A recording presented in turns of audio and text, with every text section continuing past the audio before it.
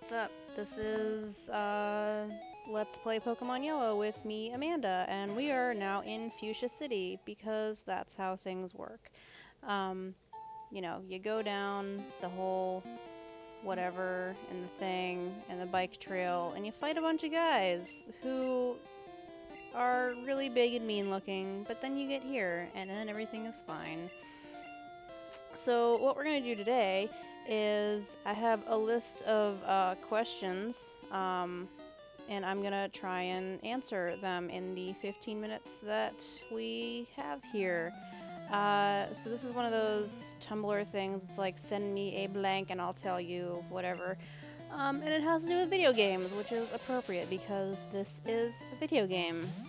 Ha, you know, clever like that, whatever. Okay, so my favorite video game series and favorite game in the series, Legend of Zelda, because it's the only series I can think of right now that I actually play, and that counts as a series. I haven't played Final Fantasy in a long time, so I can't say that one, but I really like a lot of games in that one. So yes, Zelda, my favorite one, I really liked Skyward Sword, the new one. That was good, even though there was a lot of flailing.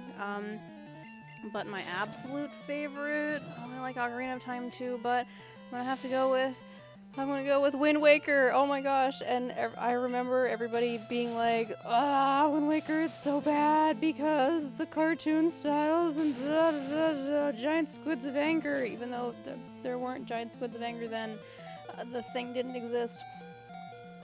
But it was the first Zelda game that I got to play myself start to finish.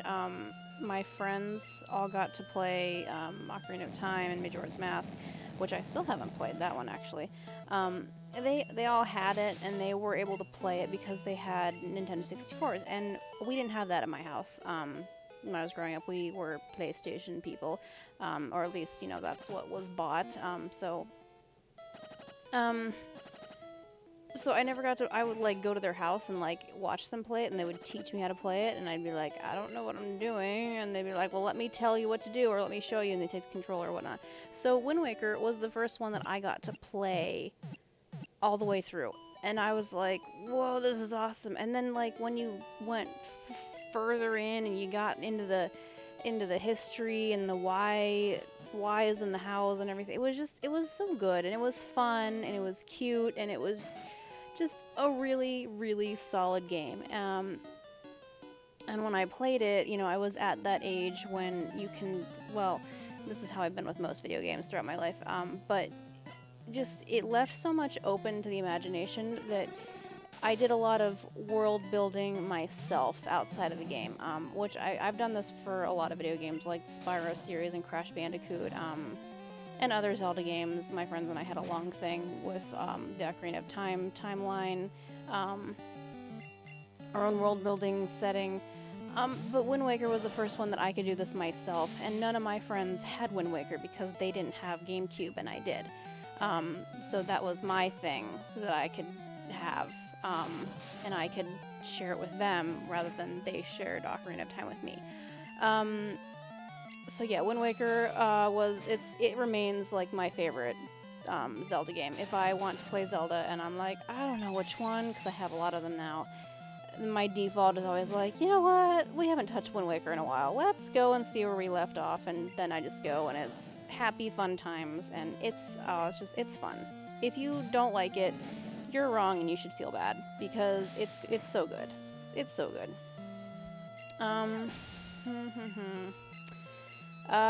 It doesn't say what, like, I think this is just a generic, like, pick a video game and say what you want.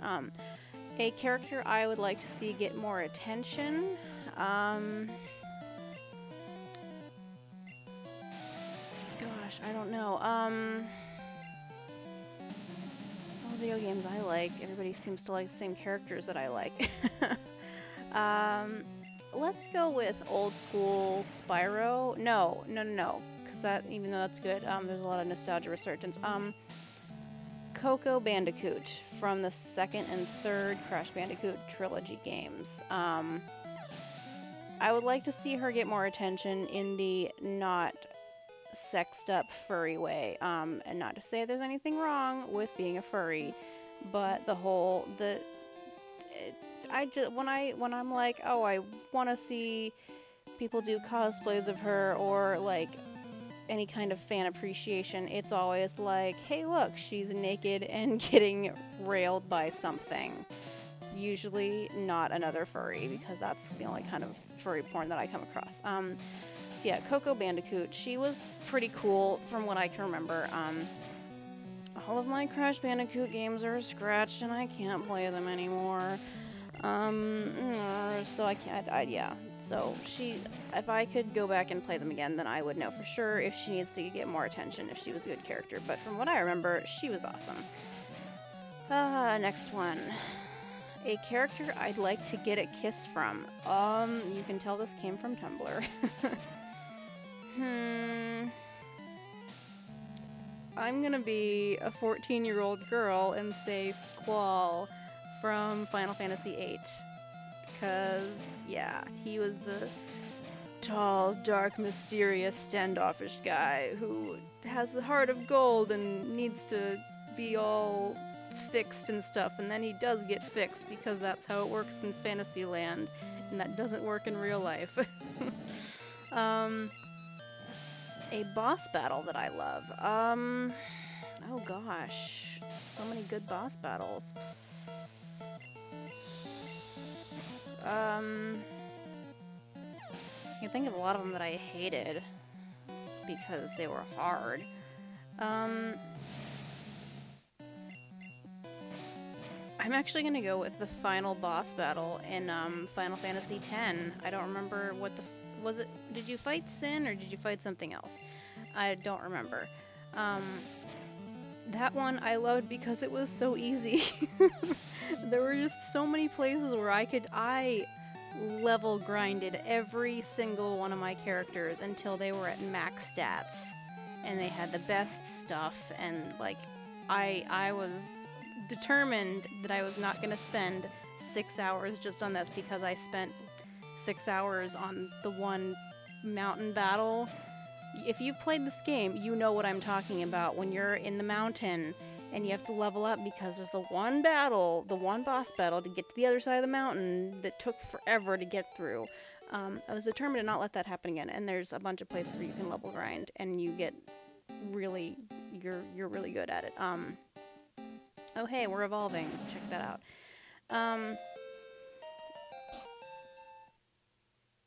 Yeah, so that, the final battle, I loved it in 10 just because it was easy. Because everybody's stats were really, were at the highest they can get to. Okay, next question. A bad guy I'd like to see become good.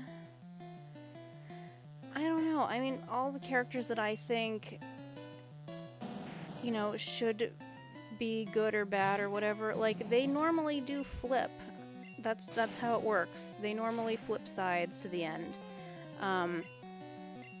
So I can't really, there's no real bad guy that I'm like, yeah, you should become a good guy. Because, whatever. They usually have the redemption act at the end, and it's fine. Next question. Favorite sidekick character or character I think could use a sidekick?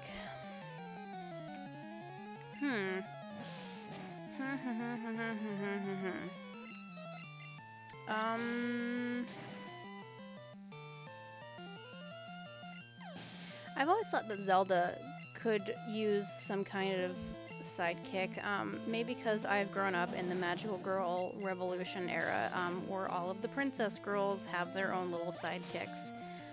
Zelda seems to just, like, she has Impa sometimes, but I don't see Impa as a sidekick so much as she's just the bodyguard, and I think that this means, like,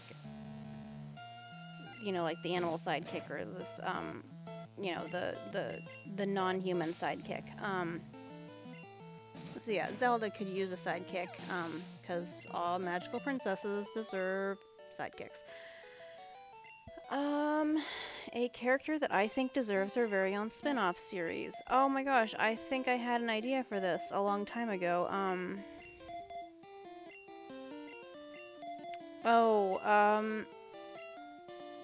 Ah, jeez, crap. Oh, I know that there's one that I'm gonna think of later. I'm gonna say this one, and I'm gonna think later that, oh, I should have said this one.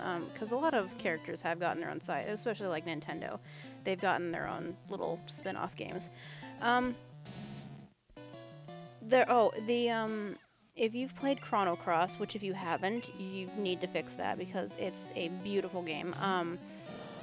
There was something called Radical Dreamers that Kid it was a gang she was a part of, and there was like a rumor or there was an actual fact that there was a game, a tie-in spin-off game called Radical Dreamers that dealt with that, and it's been so long since I've looked it up, I don't remember.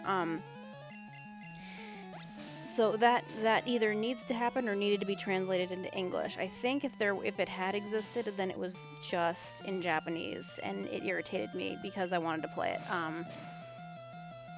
That, and there needed to be a sequel because there were so many. It was a good game, but there were so many questions at the end that needed to be resolved in the next game. So yeah, Chrono Cross needs a sequel.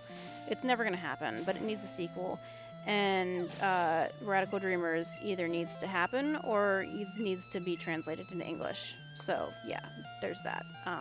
So Kid, I guess, needs a spin-off thing, stuff, yeah.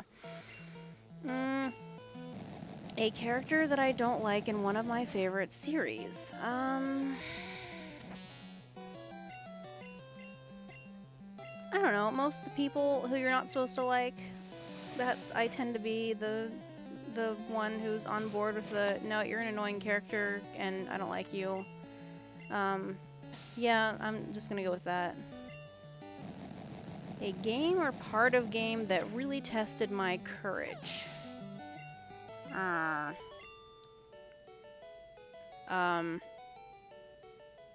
Huh. Like, it scared me? I don't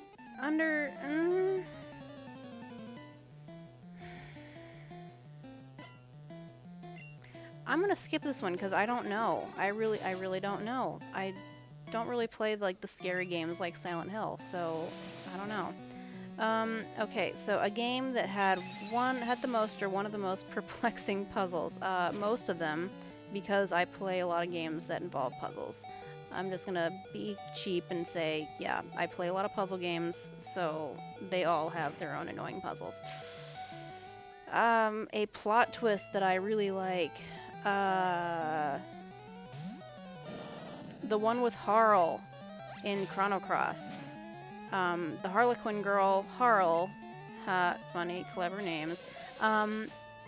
She had one that I was not expecting at all.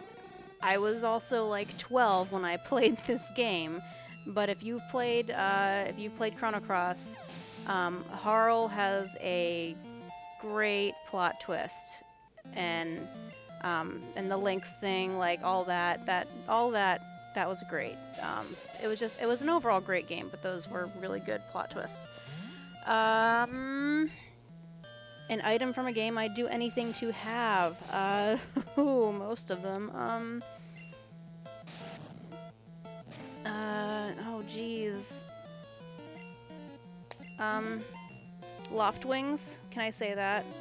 An animal, as animal helps, yeah, we're gonna go with loft wings, because flying around and stuff, and travel, and economics, and whatnot. A series I think could use a new look. The early Final Fantasy games, early Square Enix games, from the 90s, the late 90s and such, could use some updating because, oh my god, bad graphics. Oh my god, bad graphics. Anyway, we're gonna evolve into Blastoise here, and then we're gonna be done. So thank you for watching this episode of Amanda Plays Let's Play Pokemon Yellow, and I will talk to you guys next time. You will not see me, I will not see you, but you'll hear me on the flip side. Alright, bye.